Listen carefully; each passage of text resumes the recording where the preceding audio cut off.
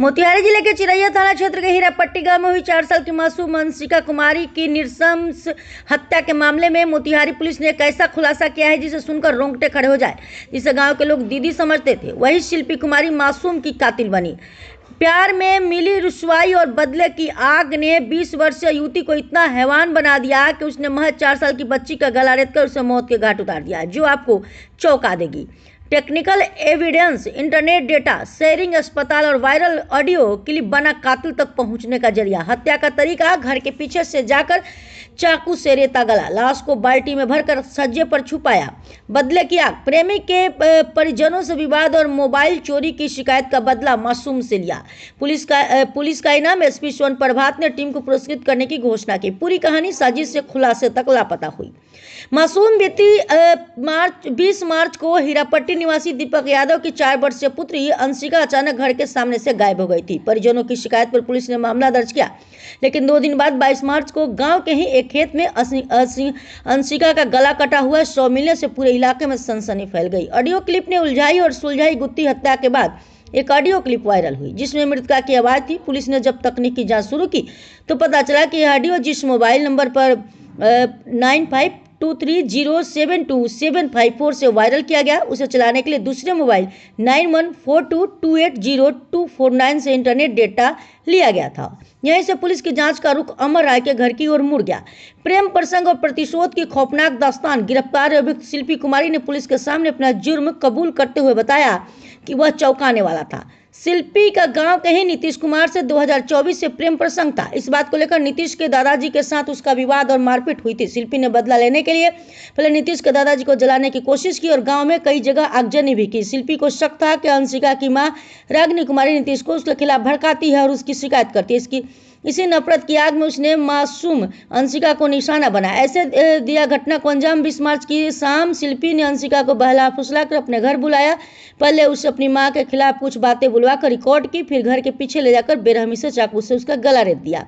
खून से लथपथ लाश को उसने एक बाल्टी में डालकर घर के छज्जे पर छुपा दिया। अगले दिन जब पुलिस की हलचल बढ़ी तो उसने सुबह अंधेरे में लाश को ले जाकर खेत में फेंक दिया ताकि पकड़ी न जाए। पुलिस की बड़ी कामयाबी। एसपी स्वर्ण प्रभात के निर्देश में गठित टीम, जिसमें सिकरहना डीएसपी उदय शंकर, चिरैया थानाध्यक्ष Mahesh Kumar, sub inspector Khagesh Nath Jha, sub inspector उत्तम Kumar, sub inspector Madhukar Kumar, sub inspector कोमल कुमारी और तकनीकी शाखा के अधिकारी शामिल थे।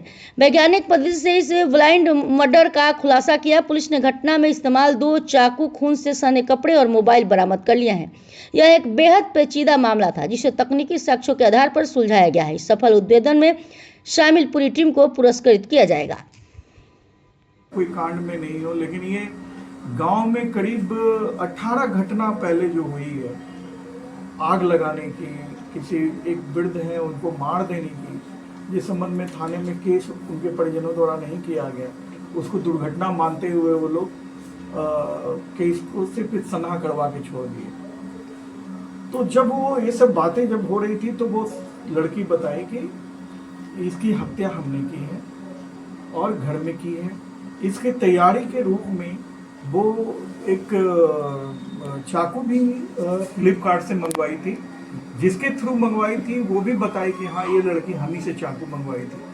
वो चाकू जो बरामद हुआ घटनास्थल से और इसके किचन से भी बरामद हुआ।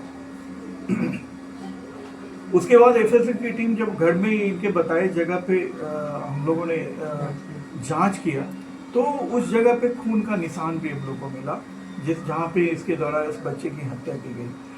सबसे पहले ये इसने किया, इस हत्या की दुखद घटना हुई थी नाम हीरापट्टी जो चिरैया थाने के अंतर्गत है। वहाँ से एक महिला रागिनी देवी 21 तारीख को यहाँ थाने पे आके सूचना दी कि उनकी जो बेटी है 5 साल की 6 साल की बेटी है 5 साल की बेटी है वो गायब है। इस सूचना पे तत्काल थाना अध्यक्ष अपनी टीम के साथ उस गांव में गए।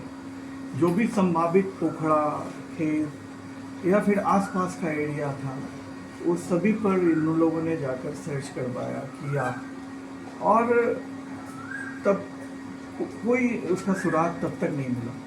अगले दिन लगभग 2 बजे कुछ ग्रामीणों द्वारा सूचना दी गई कि उस बच्ची की लाश जस्ट मृतका के घर के 100 मीटर पीछे तकनीकी इस पे आगे बढ़े तो पता चला कि इस पे जो नेट यूज हुआ है, एक वो सिम जो है वो अमर करके हैं जो